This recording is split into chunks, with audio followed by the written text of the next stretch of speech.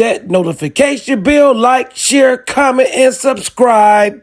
Gang, gang, gangy. Okay, we're about to have a look at the Prophet. Yeah, I said Prophet. And the reason why I said Prophet is because he predicted that the Splash Brothers would be the greatest shooting backcourt of all time. And how he laid down a foundation for one of the greatest franchises of all time, being this Warriors team. Definitely in my top 5. And in my opinion, number 1 in the foreseeable future, if they can keep this group healthy and together. Also, we're going to take a look at Jackson's version of a more vintage Steph Curry and Klay Thompson. In my book, I think if Steph would have kept his mentality, the way he turned on that kill switch in attack mode, we would probably be ranking him as a much greater talent than just the greatest three-point shooter ever, even though that isn't a bad title to have either. Also, do you think the NBA blackballed Mark Jackson as a coach in the NBA? So let's get to it. And comment below what you think. And smiggity smash that like button. On the gang. Gang, gang, gangy. In April, you said you thought your two guys were potentially the best shooting backcourt of all time. Is that still how you feel? I didn't say that. I said they are the greatest shooting backcourt that's ever played this game. I don't think it's a debate.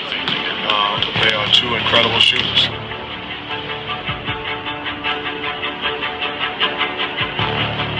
And we have not seen a tandem as deadly as those two guys as far as shooting the basketball. So take out potential and call my bluff. First we saw from Shumpert. Love it. I mean, obviously, this is a young guy. Curry with the floater, got it. He's very deferential, likes to pass. Landry off the double. Curry with the quick trigger, got Curry with the quick three. You saw the Gasol's there, as you mentioned, their parents used to work at the hot. Curry for the lead. Got it! Curry. Oh, boy. Get the sense that young guy is coming back. Quick shot by Curry. Can roll. Took it out of Curry's hands. Good ball fake. And the Warriors have connected on 14 of the last 16. Curry on the drive this time. Finish. Taken against Belt. For three. Got it. Draymond Green is working. Stat just too accomplished. On him. Now they switch to Prigioni. Easy money. He makes a couple. You better look out. That guy is hot. Curry for three. Wow! Tested a 2-on-1 back the other way. Curry, why not? For three. They're going to go quick. Curry off the screen, got enough room. Again!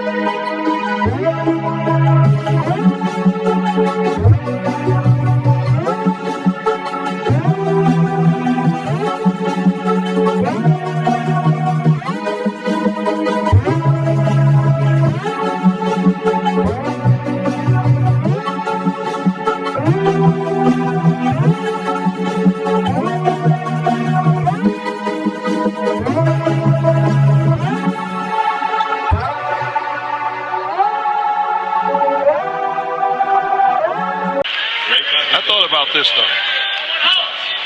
Steph Curry's great. Steph Curry's the MVP. He's a champion.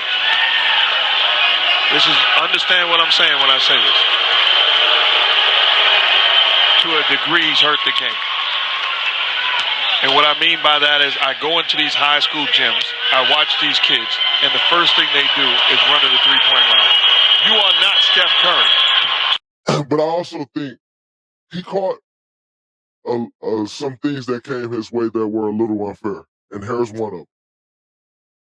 Steph Curry ruined the game of basketball. When he said that, everybody was on edge. Like, wow, did he really come out and go at Steph like that? He bitter. He got fired. Now he coming out. Absolutely. You look at the game of basketball today, I understand exactly what he was talking about. Absolutely. You watch an elementary school play, you watch the NBA. I know exactly what he was talking about, but at that time, I think that also fueled the narrative of him being bitter, right? It fueled the narrative of, oh man, it wasn't all working there. And look, now he's shooting that step. And it was actually more of a compliment than anything. Just had to let the dust settle and figure out exactly what context. He had been in gyms with his sons. They were hooping. He was watching, middle school games every week, and he was like, "Yo, what is?" They're literally watching this dude and thinking they can skip a bunch of steps and be like him. So it's hard to get that in on a broadcast, especially. That was one of the worst things that next year when he got after he got let go and Coach Curtis and we're on a run, they put him in like 20 of our games. Every game. Why you set my man up for success? For sure. Every game he was on. I mean, that's another story. That's good TV. No. It's not. Y'all are really making him look like he can't even speak the way he want to speak. For instance, saying Steph Curry ruined the game of basketball. And everybody's just piling on everything he say. The moment he criticized anything the Warriors is doing, like any analyst they're going to go at both teams. That's what you do as an analyst. You're going to pick the game apart. And he'd say something about us, and it's the headline of the game. And so I think that was a rough. Yeah, I mean, when you're shooting shots over two people from deep like that, I mean, when Mark Jackson said he was ruining the game, like I know a lot of people took that personal, but I kind of got it a little bit because he the only person I ever seen that can shoot those shots in rhythm like that and make them, and now everybody else think they can, and you can't. You know what I'm saying? And that's why I shake my head, because it's once in a generation, once in a lifetime type of, talent and movement, and his movements out there is just so smooth, and it makes it look so easy, and so when you're knocking down those shots, it's just a joy to see. Now, whatever happened to Mark? Because he put that team together, it seems like, and then nobody ever gave him a chance again, which seems weird. We were just talking about that this morning, and I just talked about it earlier, about playing a part.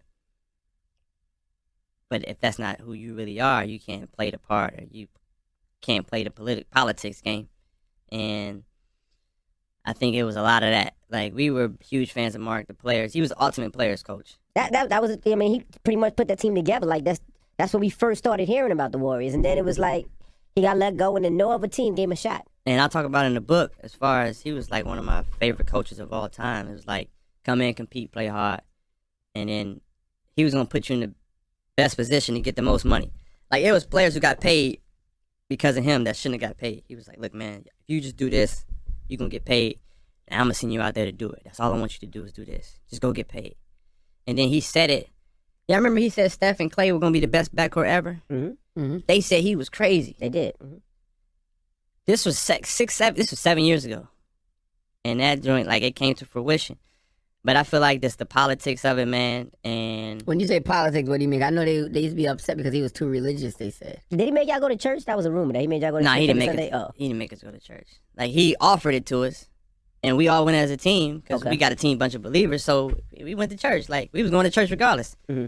But it was the politics. And then, you know how it is. Once they want you out, they going to find something.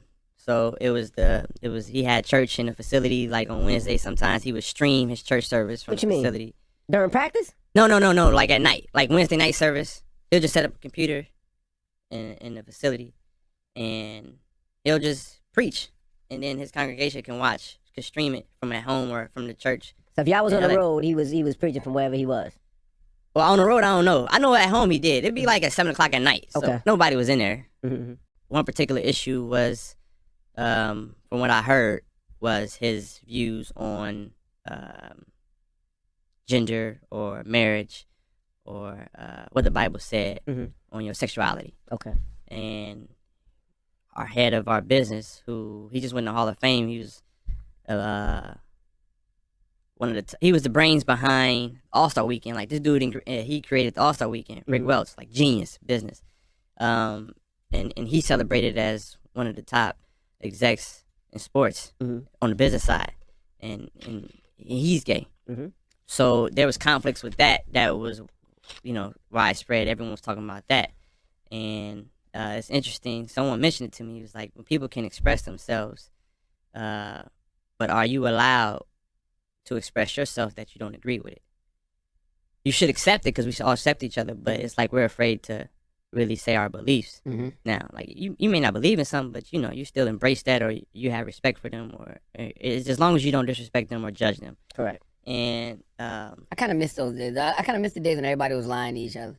Meaning, like, everybody was keeping their shit to themselves. Whatever your religion was, right. What your politics were, what your sexuality was, it made the world a lot less complicated.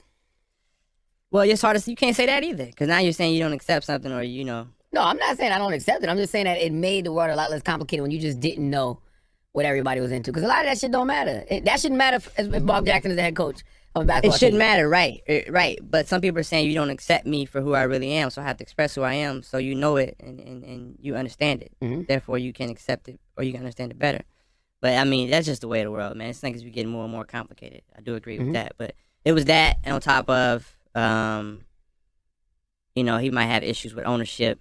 That was a crazy part. Like, he didn't have a good relationship with the ownership, and that's not gonna work.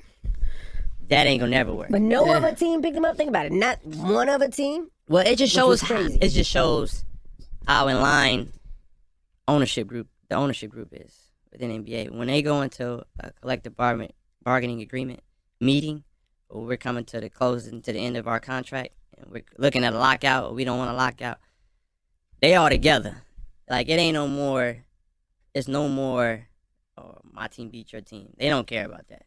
They care about one thing: money. That bottom line. And a coach explained it to me best. Like, this is one of my favorite coaches. I won't say it because he's looking for a job right now, assistant coach. And he's like my favorites. He was like, when you play sports, they put this big shiny thing in front of you. It was like, if you don't get this, your career is never validated. You talk about Karl Malone. You talk about Charles Barkley, Allen Iverson, Patrick Ewing. You talk about all those guys. What people say all the time. I was like, yo, he's one of the best centers ever. Like, Patrick Ewing underrated. Like, he was so good. People were like, he never won a ring. Like, what that got to do with how great of a player he was? It just wasn't in his cards. But now, as a player, what you trying to do? You killing yourself for this trophy. Like, you killing yourself for this trophy. Like, playing hurt, KD coming back, you killing yourself for this trophy. And he was like, man, that's how they get competition to be great. They market all this stuff. The content you build off of a guy killing himself, like, that's all money. He's like, at the end of the day, like, ownership cares about one thing, and that's the bottom line. And then it's tough. You got to find the right balance, because you're supposed to love the sport, and you should play to win. So there are sacrifices that come in that. But that's the hard part for me, is just balancing the two, like knowing what it's all about as far as money.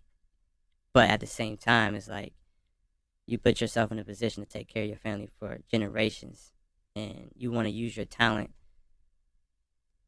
The talent that God gave you, you want to maximize it. So just finding the right balance and having the mental wherewithal to balance all that and to get through all the noise, to be at one with yourself when it's all said and done. And it sounds easy, but it's really hard. That's why you see so many mental issues. I want to talk to you about mental health, but I want to ask you one quick question. You think Mark Jackson's blackballed from the NBA? I do, yes. Really? Yes. What did the five fingers say to the face? What?